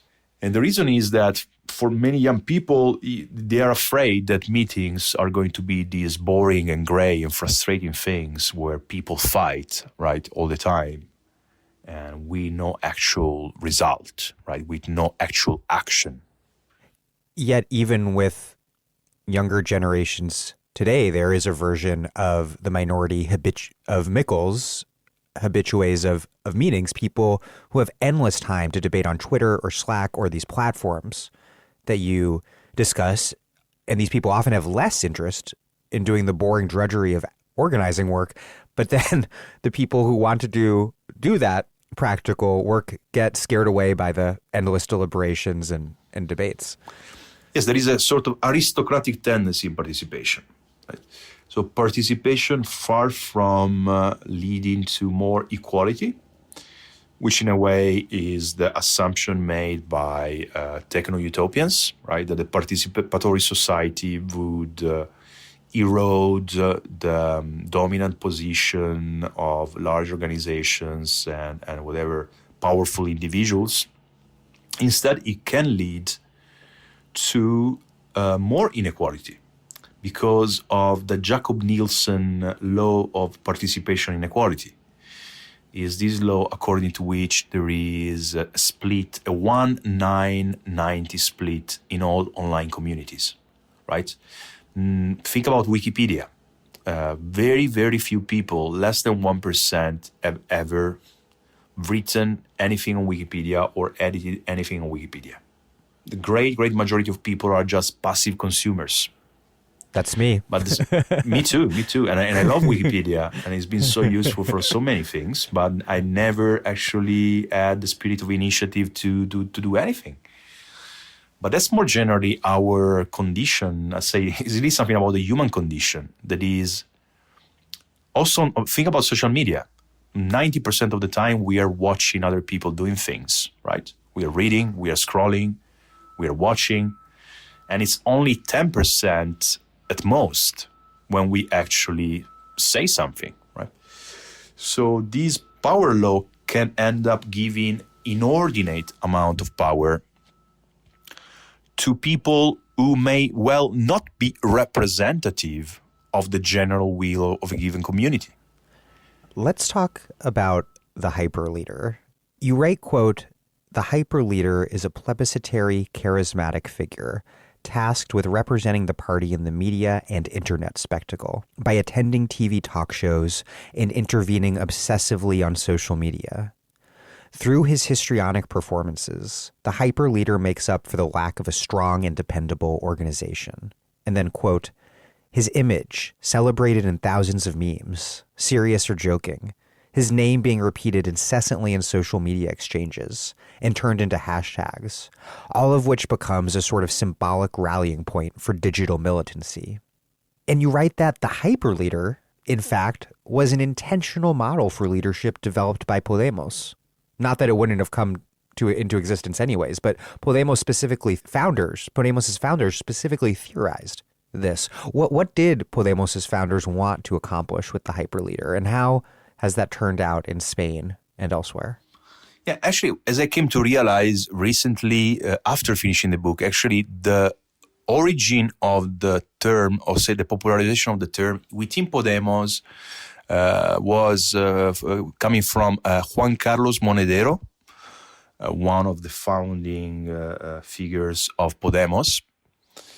And he was using that in reference to Hugo Chavez.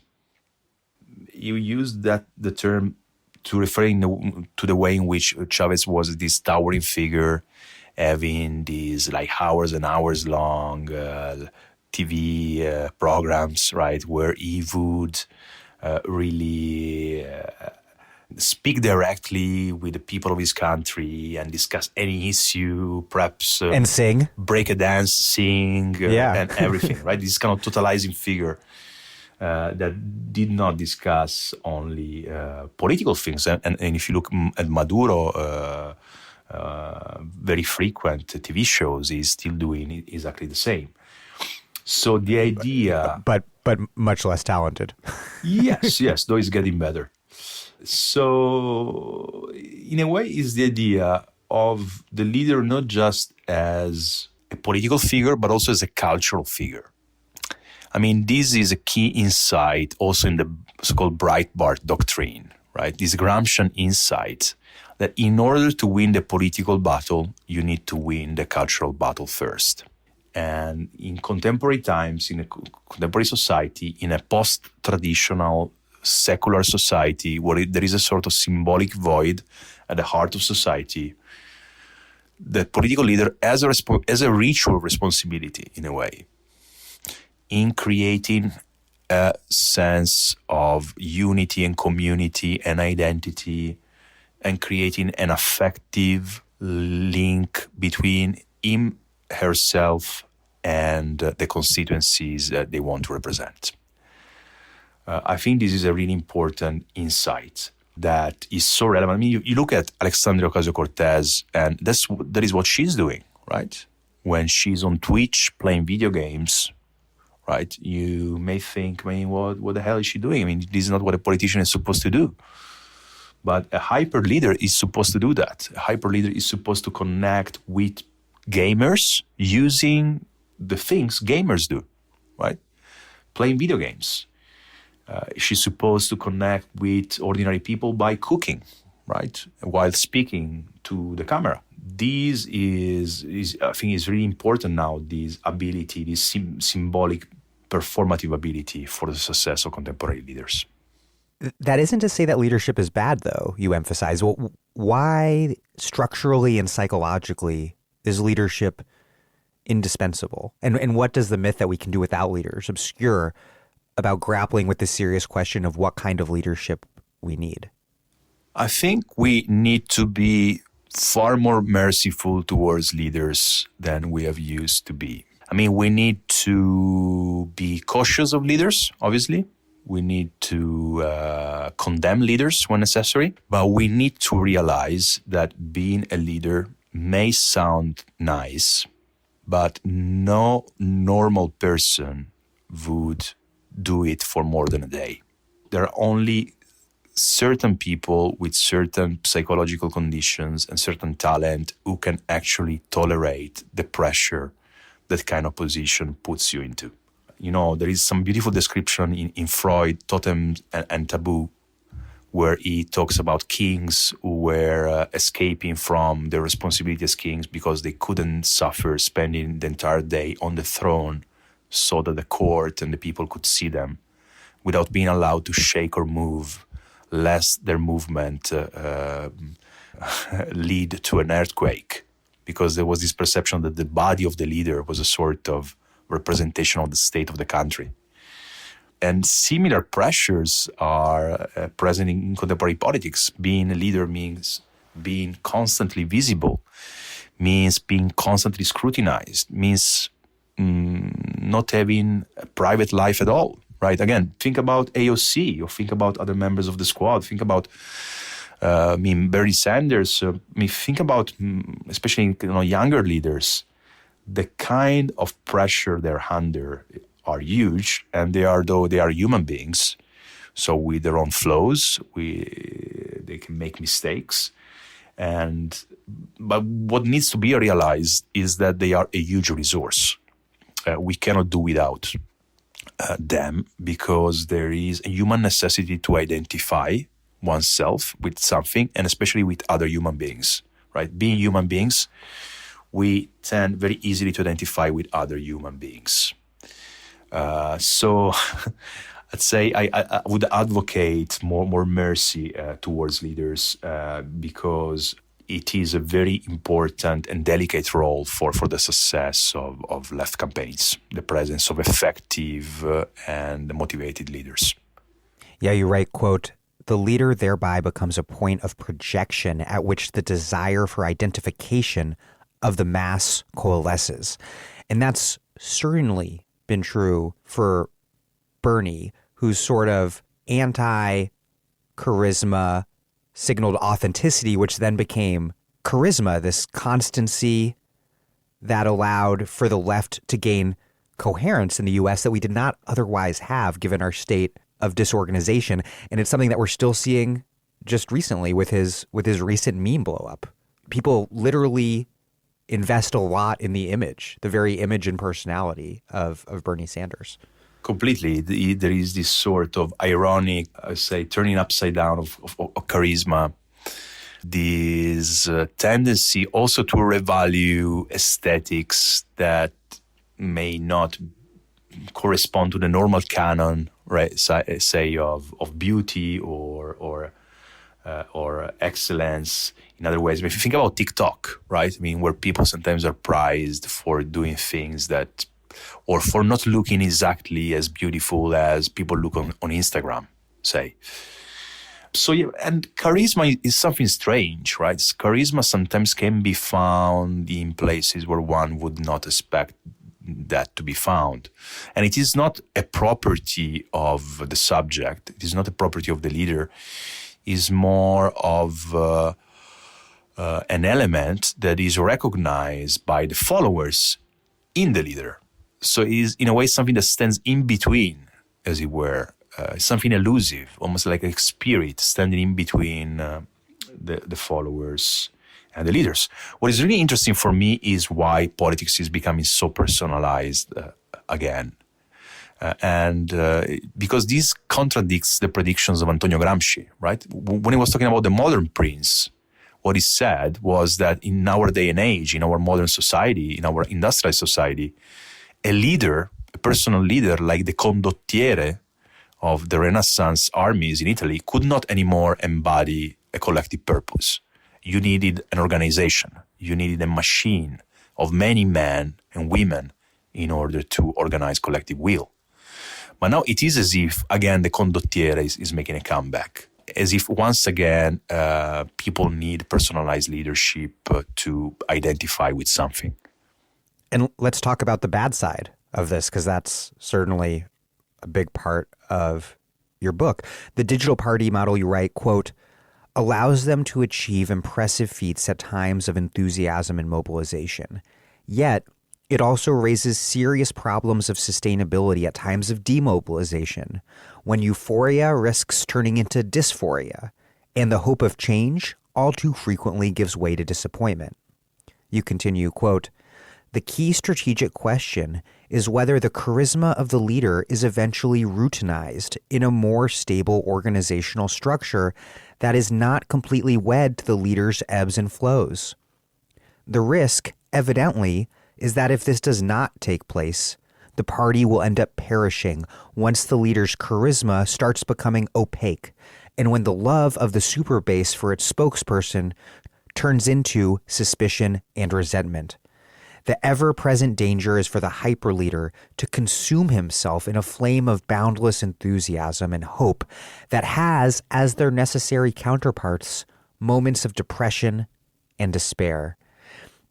This really resonated with me and was what kind of led me to finding your book in the first place. You Googled that. This all... Yeah, I was like, moments of depression and despair for the left. Yeah, I mean, search. I think it's Sanderismo. Sorry, please. Oh, yeah, it all really emerged powerfully in the wake of Bernie's loss last year, where there was no institutionalization of the campaign as a permanent organization, which I do hold Bernie responsible for, frankly. And then among some of his supporters, this turned to bitterness and intense suspicion, which we really saw explode a few weeks ago, when a YouTube comedian named Jimmy Dore, who I had never heard of but apparently has many followers, rallied this inchoate internet base against AOC in a fight that was purportedly about winning Medicare for all, but that precisely because it was strategically bankrupt and doomed to failure was really fundamentally and inevitably about deep frustration and pessimism fueling the demonization of AOC and the squad as being what's actually standing between us and Medicare for all. People like her selling us out. Is it fair to say that this kind of minor hyper leader like Dore is in a way a funhouse mere consequence of the weakness of the Bernie and AOC hyper leader model, that ironically AOC's reliance on this very form of charismatic hyper leadership left her vulnerable to an attack on her authenticity and thus the credibility of her leadership?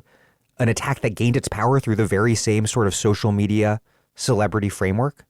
Yes, I think that in a way, the hyper leader is a sort of symptomatic ailment, right? That tries to address the real problem in our society and the real challenge for organization, which is the enormous distrust of people in politicians. I mean, a distrust that is far too well motivated. People have, for years and years, witnessed politicians that say one thing and do another thing. They feel betrayed by the political class. And this is the source of contemporary anti-elitism. And I think as all things are rational, all that is real is rational. And this anti-elitism exists these days because there has been a betrayal of the elites, of part of the elites towards the people. So in a way, what the hyper leader does is trying to reassure people that, hey, she is just a fellow human being, just like you. That's why AOC is cooking pasta.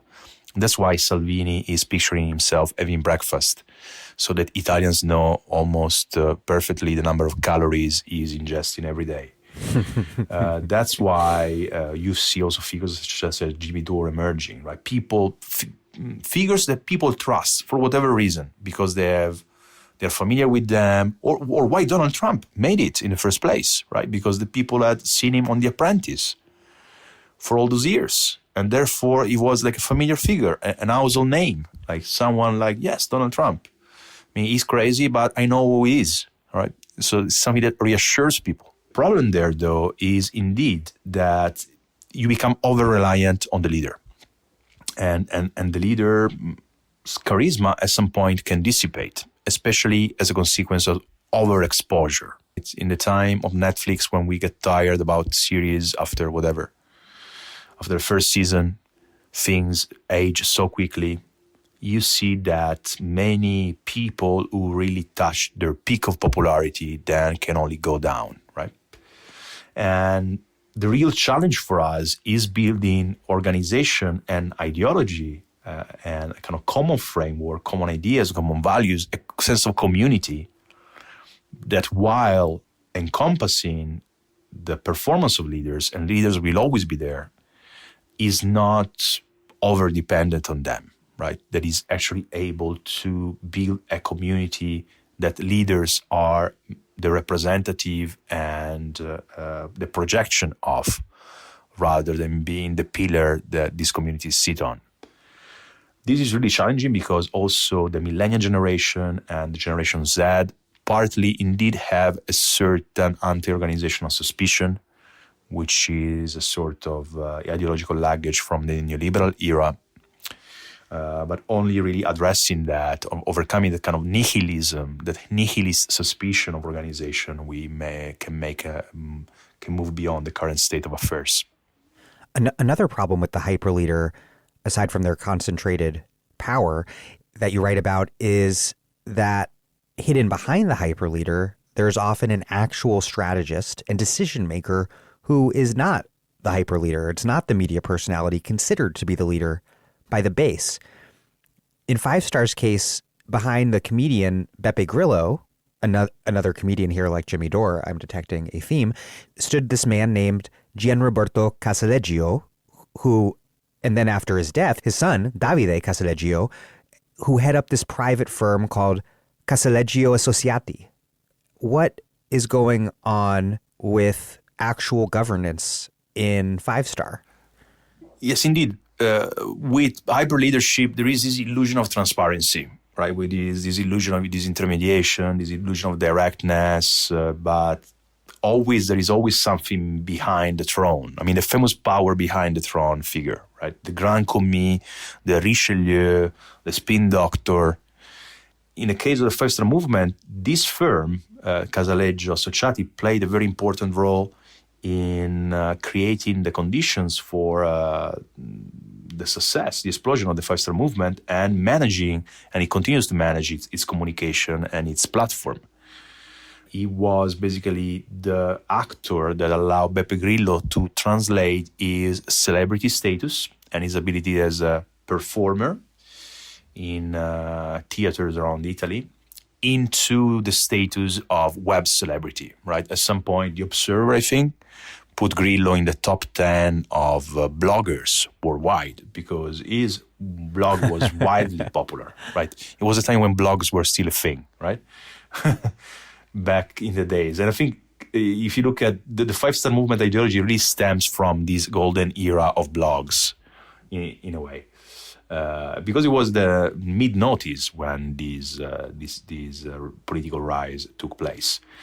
But then many people started questioning the role of Casaleggio, right? Because it surfaced that Casaleggio was also curating the communication of other politicians.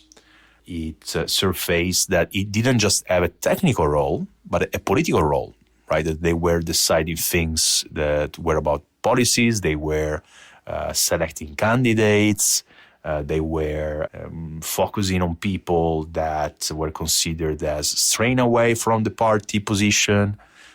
They've been accused of creating a data set of members that was with very low security standards. And actually, the party database was hacked multiple times. A hacker put it on sale for 1 Bitcoin, which was around $3,000 at the time.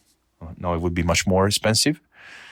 And actually, more recently, there was a big clash as the five-star movement is undergoing internal reform, precisely because some of the problems that we have discussed, they also came to realize that these problems are true and is actually adopting a more structured form.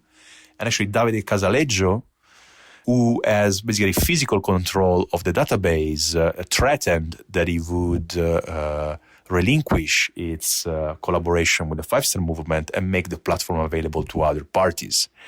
And even posted on the official party blog without authorization, right? Which really shows the perversity of certain ideological illusions about the overcoming of leadership, because then leadership and power, if you want to sweep them under the carpet, at some point they come from under the carpet, and often in ways that are more nefarious than normal power and leadership would be.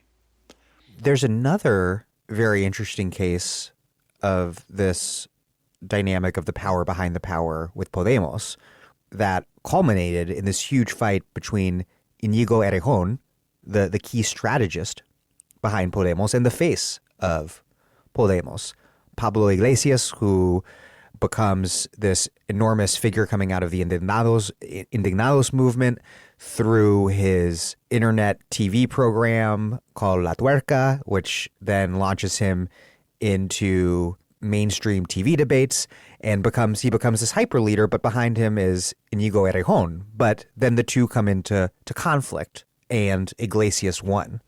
It's like a child and virgin dualism. You know, the famous meme. Oh, yeah. So, yeah.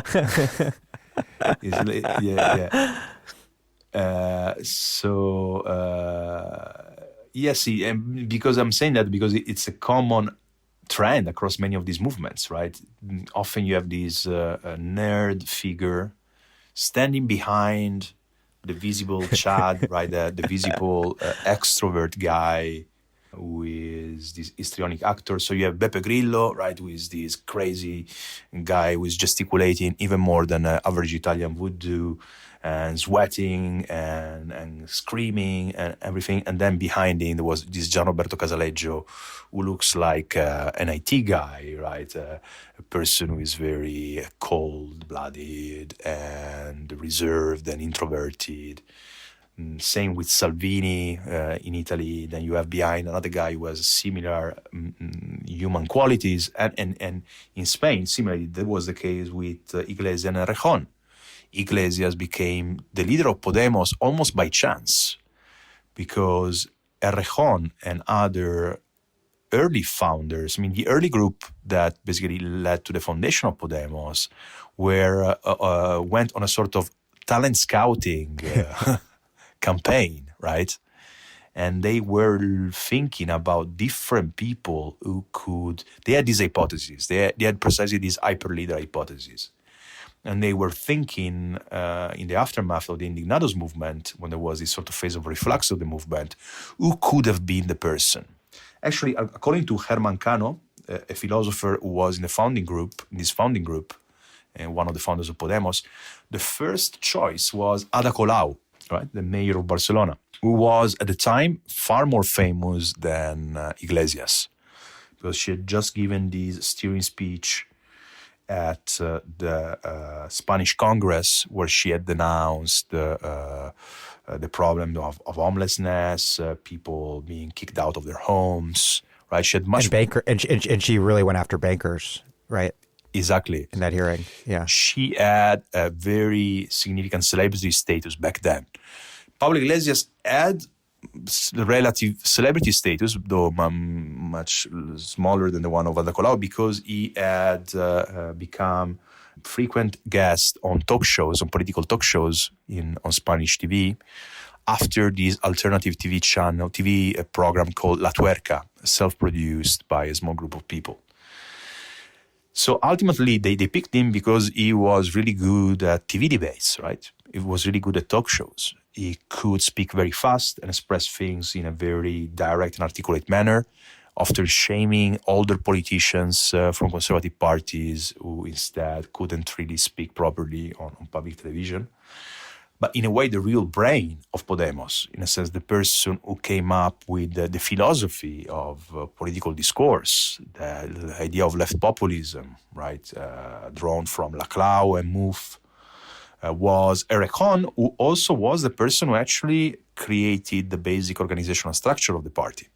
Because at the time, very soon, Iglesias was elected to the European Parliament alongside other candidates from Podemos after the May 2014 elections, where they had this surprise result.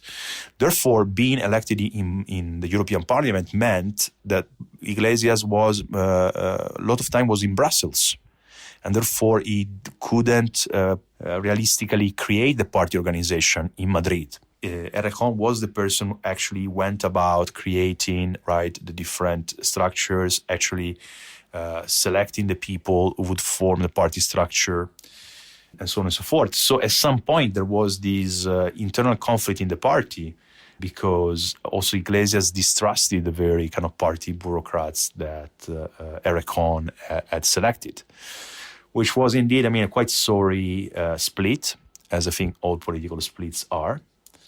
Yeah, it basically ended with Errejón founding an alternative party called Más País, More Country, though in English doesn't sound as good as in Spanish, which was not ultimately very successful. It ended up being a sort of middle-class ecological party, and it just managed to elect 4 MPs in the Spanish Congress. This isn't the only fight that Podemos leader Pablo Iglesias won that's super revealing about the dynamics of hyper-leadership. Another involved Iglesias and Podemos' party speaker in Congress, Iglesias' partner Irene Montero, who they purchased a fancy suburban home, emblematic of the very sort of disconnected elite class that opposition to and derision towards was, fundamental to the Indignados and to Podemos.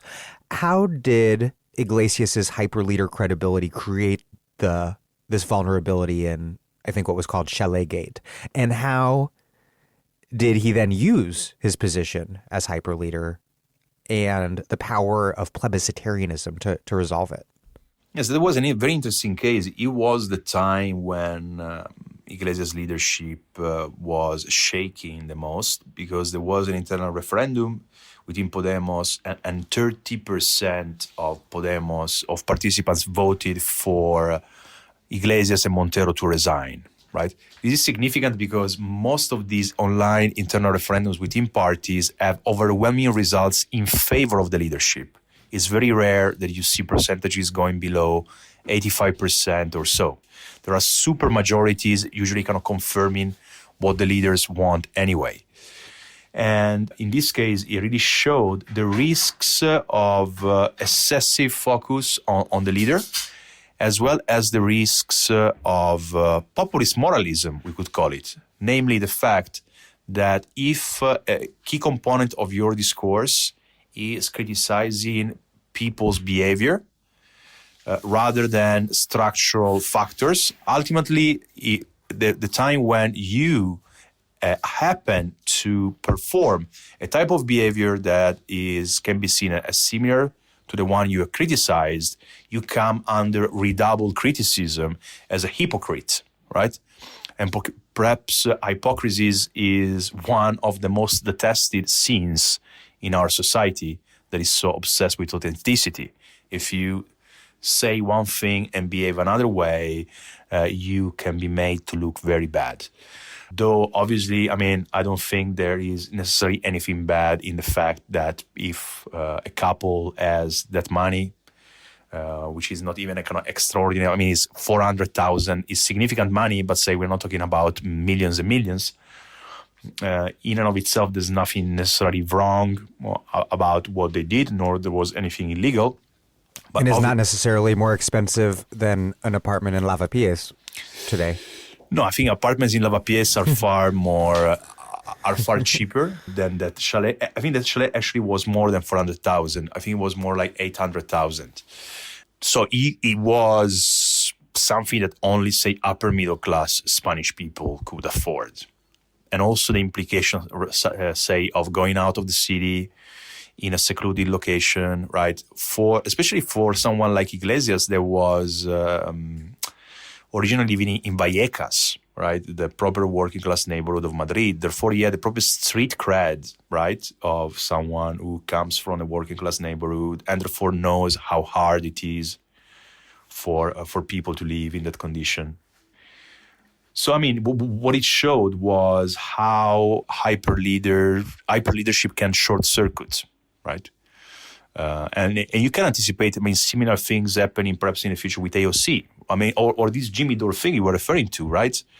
When someone invests so much in persuading people that they are morally upright, which is true. In the case of many of these people, sometimes it takes a very little scene or very little incoherence, right? Because in that case, for example, it was a procedural thing, right? This Jimmy Dore criticism, the fact that he was asking them to vote against Nancy Pelosi because that was the only way Medicare could be implemented, right? These small faults can lead to the entire edifice, in a way, of the hyper leader to crack. You argue for a relational approach that recognizes that hierarchy and leadership are basic requirements of organization. And so, quote, the degree of democracy depends on the balance of forces between the leadership and the membership and the degree of responsiveness of the former to the latter. In other words, it's false that we can transcend these tensions and dilemmas. They're fundamental, foundational. They can never be entirely resolved, so we have to acknowledge and manage them. Power is always delegated. The question is what powers and how and to who. But if political forms are so determined by technology, communication, and mode of production, are we simply in a new iron cage stuck within this iron law of participationism and the fantasy of disintermediation and the rule of hyper leaders and the reactive passivity of the mass space, or is there a way out? I think that there are some human dilemmas that will never be entirely solved. And one of them is the asymmetry of power. The power is partly always unequally distributed. Obviously, this doesn't mean that one should justify that. There was ultimately the conclusion that some elite theorists such as Pareto, Mosca, came to, and that was used to justify fascism as well, right? But in a way, some acceptance of that, some critical acceptance of the fact that power will always be, in a way, centralized in a certain position, and that there will always be people who have leadership and there will always be some form of hierarchy, I think is a good antidote to a certain absolutism that then ends up generating often greater monsters than the ones it wants to eliminate. And again, the case of Michels, right, going from a criticism of mass parties to embrace fascism is again a demonstration of that. So the question is what has to be done with organizations. I think one has to proceed from a standpoint of unblinking realism. And instead of thinking that power should be eliminated, the question is, how can power be controlled from below? How can power be not only monitored, but how can we put pressure on power? How can people be represented, and not only how people can participate? Because as we have said, sometimes participation turns into a form of power concentration in its own right, turns into an aristocracy of participation. One antidote to that is going back to mass participation, really creating structures whose fundamental measure of success is how many people they manage to mobilize. Because that's ultimately a measure of how representative of society they are. And some of these parties point to the fact that the long decline in political participation may soon be overcome. Because again, like for example, the rise in membership of the Labour Party, or the rise of these digital parties, and the fact that they have accrued a very large membership in a short time is an indication of that. But there's still so much ground, such a long road to be covered in order to move closer to an organizational democracy.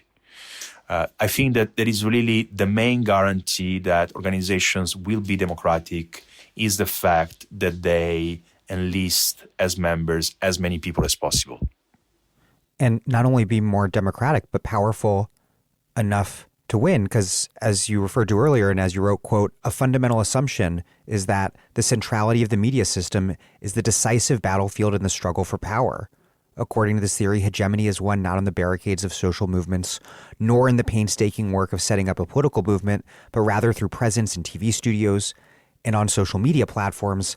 And that emphasis on media really exposes some fundamental limits to the Bernie campaign. Not that we're so much the Bernie campaign's fault, but revealing of this broader prevailing dynamic, which is that, as Gabe Wynant noted in our recent interview, the social formations on the ground just weren't strong enough and wide enough and connected enough for the message, for Bernie's message, to resonate as widely as we needed it to. And so here we are, we're winning the meme war still, but Biden is president. Yes, I think that was taken mostly from the experience of Podemos, and Pablo Iglesias, who also wrote about these issues. And I think what the point Iglesias was making there was that the left often has this very lofty and noble idea, right, of the struggle, or the physical struggle, of the struggle street by street, of rootedness in the neighborhoods and in the workplace. And that obviously it is important, it was important, and it will be important. But we need to realize at the same time that in this incredibly mediatized society, that media are a key power center. I mean, actually, Iglesias realized it as an Erasmus student in Italy during Berlusconi's period in power. And I was an Italian during that period, and I think many of us realized that, how powerful is TV, how powerful it is. With Berlusconi, it was more evident, right, because it was so blatant. He rebuilt his entire political venture on the fact that he literally controlled the media. He owned them, right? And this is incredibly true. I mean, this again is a Gramscian insight, and the Breitbart doctrine that I previously referred to, as it was explained by Christopher Wiley, this person who worked for Cambridge Analytica, is also based precisely on this. That the cultural battle, but not in the sense of cultural war of identity politics, in a sense, the battle for consensus, let's call it, is the condition for political victory. You cannot hope to win elections, you cannot hope to win power, unless you first win the hearts and minds of people. In a very hostile environment for the left, right? Because we know that the media are biased against us, social media are biased against us. Nonetheless, it is where you lose or win the fight. It is not the only place, obviously, but it is the decisive place where you lose or win the fight. Unless you do that, all the other battles are going to be useless. And I think that this insight should stay with us still because it remains true. And investing in the symbolic conflict, investing in media, in messaging, and in our content is fundamental if you want to persuade people and win them over. Well, Paolo Gerbaudo, thank you very much. You're welcome, Daniel. Thanks very much for hosting me.